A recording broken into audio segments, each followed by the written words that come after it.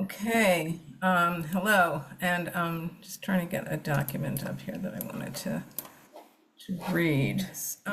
When we got this assignment, I had a lot of questions, and here are some of them, and then I'm going to read to you some from Katagiri, who had some interesting things to say. So why the Skandhas? That was my first question.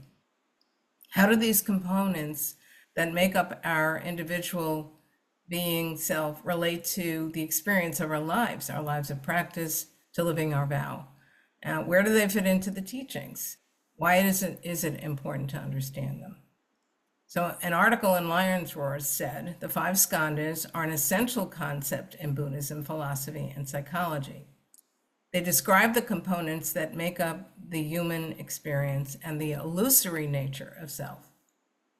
Okay, so and thank you, Jess, so much for your talk. And I loved the images and also your care that you took with each of the skandhas that you presented. So just to repeat, they are form, feeling, which Jess described as our tendency to move towards or away, or indifference, perception, mental formations, and consciousness.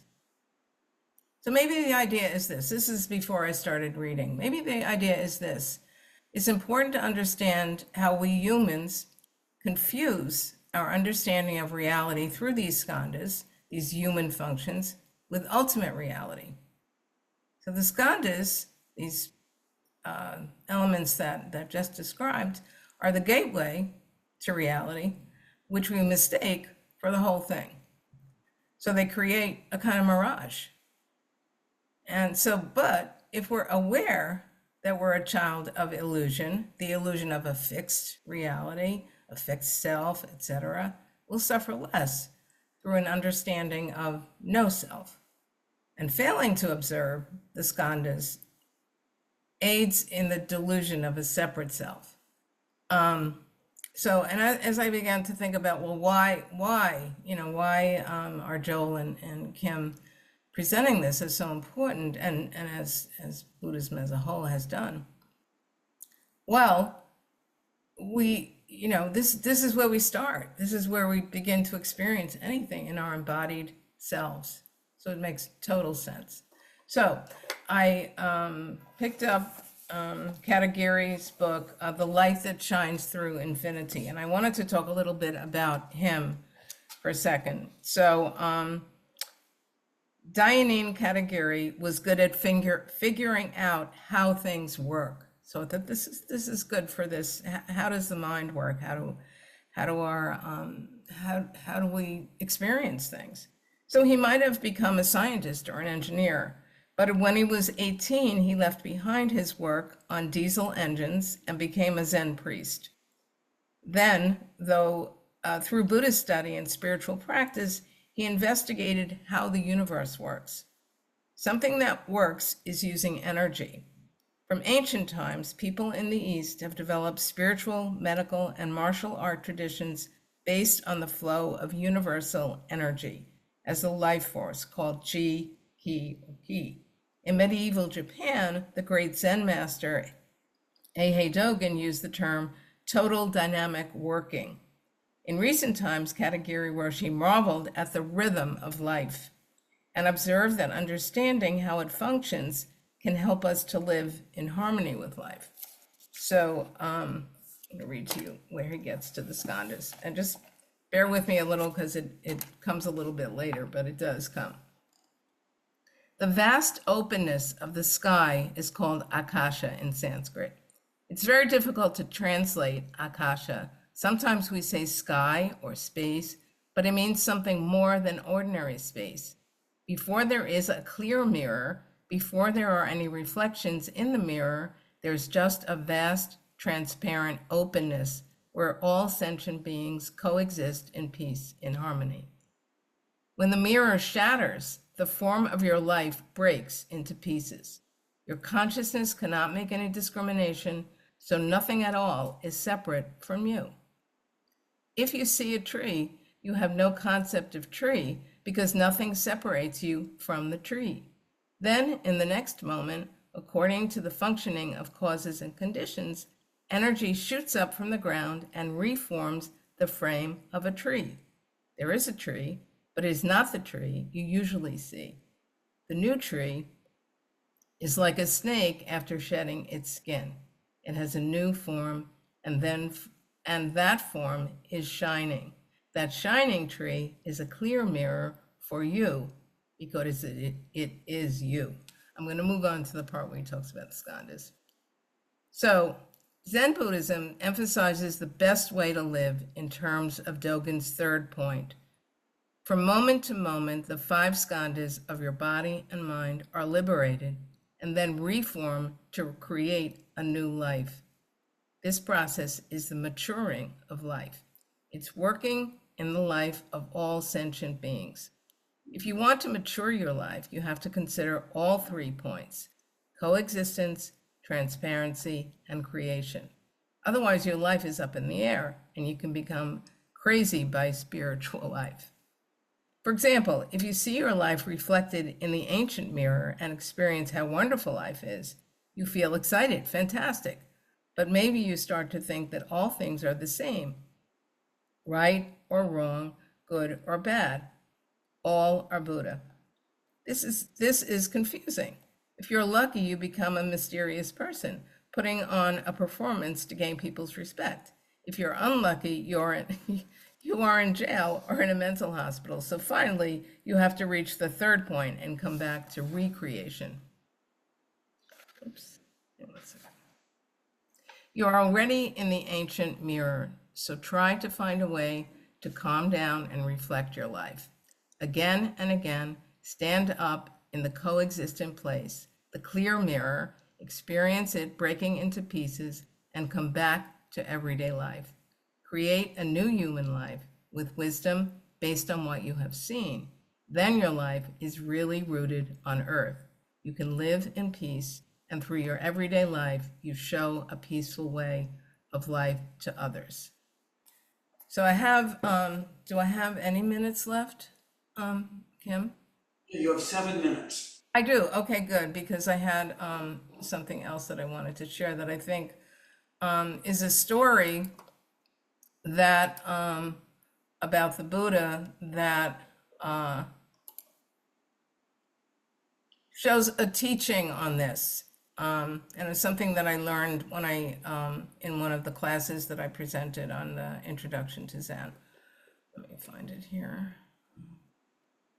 Okay, so in this class, I was looking at how Zen came from Buddhism, the original Buddhism, and as it moved to China from India, Peter Hirschak wrote a book, Liberating Intimacy, where he talked about how when Buddhism moved from India to China, that the influences of the Tao and Confucianism mixed with Buddhism, and the different ways that the Indian view of the person and the Chinese view of person were very different, and how this influenced Chan and then Zen. And here's the story, a little bit before the story and then the story. Okay, so achieving ideal personhood in the context of Hindu cultures in India, a matter of freeing oneself from human relationships. Yet the Chinese understanding of person is profoundly relational. Ancestors are always seen as a function of their always ongoing relationships with others. The Indian view of person is psychophysical and the Chinese is socio-physical. And this is the story of Kisa Gautami with this idea in it that I think illustrates something about the skandhas. So this is the legend. Once there was a young woman named Kisa Gautami, the wife of a wealthy man who had apparently lost her mind because of the death of her child. Carrying the tiny corpse, she wandered from house to house in her village, begging her neighbors to give her a medicine capable of reviving the baby. Finally, someone referred her to the Buddha, who was staying at Javatana. She approached the Buddha and, throwing herself at his feet, begged his assistance. He agreed to help, and told her that in order to heal the child, he needed 4 or 5 mustard seeds from a house where no son, father, mother, daughter, or slave had died. Thanking the Buddha, Kisagutami set out, going from door to door in search of a house where death had not entered. Finally, she reached the very outskirts of town without having found a family that had not been visited by death. She returned to the Buddha. I know many of you know this story, but she returned to the Buddha, and his quiet presence cleared her mind. She understood the meaning of his words, and from that day on was one of his devoted followers. Hersha continues, according to our usual set of presuppositions, the point of this story is that suffering is universal, that grief is an experience common to all of us, and that one is inevitable, that is inevitable given the nature of sentient being. I would submit, however, he says, that among these presuppositions is a belief in the objectivity of identity, a belief that finds no purchase in the scheme of either early Buddhism or the Chan tradition. In fact, a consistently Buddhist interpretation of this story suggests that there are 2 alternative, profoundly practical implications of Kisagutami's trip through her village.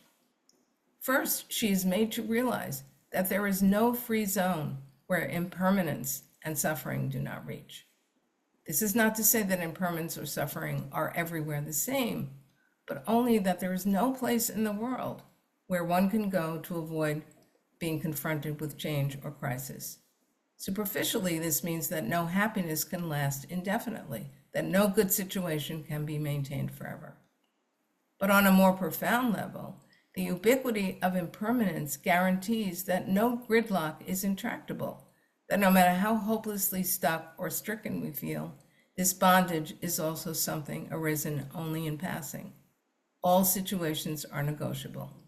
Secondly, and for us most importantly, Kisagutami learns that suffering always occurs in the context of a communally articulated life, story, or narrative. The Buddha does not simply tell her that everyone experiences such grief, but asks her to go from house to house, inquiring of the inhabitants of each whether death has occurred there. It might be supposed that this is only a pedagogical device, a way of forcing a hands-on realization, but Kisagutami is not just a woman, a faceless player in a generic tale, but someone known with greater or lesser intimacy by everyone in her village. When she knocks on a door and asks if a death has occurred in the home, rather than being answered with a brusque yes or no, her own pain will call forth that of the neighbors she meets. In all likelihood, she's invited into the house and haltingly told or reminded how the eldest son, a boy named Sanjaya, who was to have married just a year ago, on a routine hunting trip, had slipped down into a ravine and broken his back against a boulder lodged in the limbs of a fallen tree. He had died a month later, in the very room in which they are speaking. She would hear about the effect of death, of Sanjaya's death, on his brothers and sisters, about how his father still cannot smile, even though laughter has returned to the house. All of these people would have names and birthdays, distinctive traits and dreams. They are friends and relatives whose life stories include and are included in her own. In a sense, suffering is in actuality neither objective nor objective, but profoundly and irreducibly personal and shared. By entering the homes of her neighbors and asking about the intimate fortunes of their families, Kisagutami effectively dissolves the principal barrier thrown up between herself and her life companions by her grief-induced madness. She opens herself to their stories, entering back into them in full reciprocity by re-including them once again as active participants in her own. You could say it was a kind of co-witnessing. And the reason that I told this is that I think that the Skandhas can feed the delusion of a separate self. And this story, I think, for me, was very, very helpful in this particular light, to see how she learned how related she was to everybody and their pain too, and vice versa. Thank you.